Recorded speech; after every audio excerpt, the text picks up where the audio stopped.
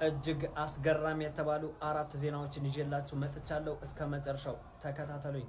ከላይ በፎቶ ላይ የምትመለከቷቸው 6 የእስራኤል ወታደሮች አንድም በፎቶ ላይ የሌለ አንድ የእስራኤል ወታደር ጨምሮ 7 ወታደሮች ዛሬ ከፍልስጤሙ ሐማስ ወታደሮች ጋር ሲያደርጉት በነበረው ውጊያ መገደላቸው ለእስራኤል ሌላ ሀዘንና ሌላ ትኩሳትን የፈጠረ አዲስ ዜና ሆኗል። በዚህ ሰዓት ከኢራን ጋር የተኩስ አቁም ስምምነት ስለፈጠሩ ትኩረታችንን ወደ ጋዛ እናደርጋለን ባሉት መሰረት እዛ ከሐማስ ወታደሮች ጋር ውጊያ እያደረጉ ሲሆን እነዚህ ወታደሮች ዛሬ የተገደሉ ሆነው ተመዝግበዋል። ሌላኛው አዲስ ዜና ደግሞ ከኢራን የተሰማ ነው። የኢራን ፓርላማ አባል ዛሬ ተሰብስቦ ከብዙ ቀን ውይይት በኋላ አንድ ውሳኔ ላይ ደርሰዋል። የኢራን ፓርላማም ከዓለም አቀፍ አቶሚክ ኤነርጂ ድርጅት ጋር የነበረውን የትብብር ስራ ሙሉ ለሙሉ ማቋረጥን ወስነዋል። ይህንንም የወሰኑበት ምክንያት ደግሞ ድርጅቱ ገለልተኛ አይደለም፣ እኛ ላይ ያ ሁሉ ነገር ሲሆን ምንም አይነት ውሳኔ አልወሰኑም፣ ገለልተኛ ስላሉ ከነሱ ጋር አንሰራም የሚል ውሳኔ ላይ ደርሰዋል። ሶስተኛው ዜናዬ ደግሞ የተኩስ አቁም ስምምነቱ ከተደረገ በኋላ የኢራን መከላከያ ሚኒስትር የመጀመሪያ ጉብኝቱን ያደረገው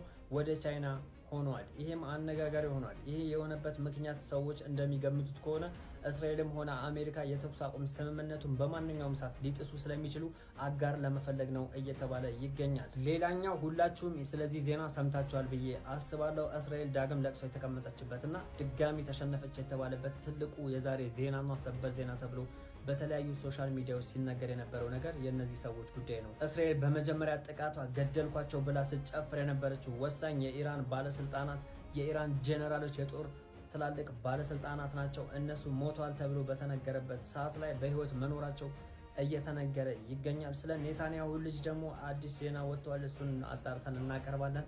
በደንብ ሼር፣ ኮፒ ሊንክ፣ ሪፖስት እያደረጋችሁ አዳርሱት። አዲስ ዜና ካለ እናቀርባለን። ጠብቁ።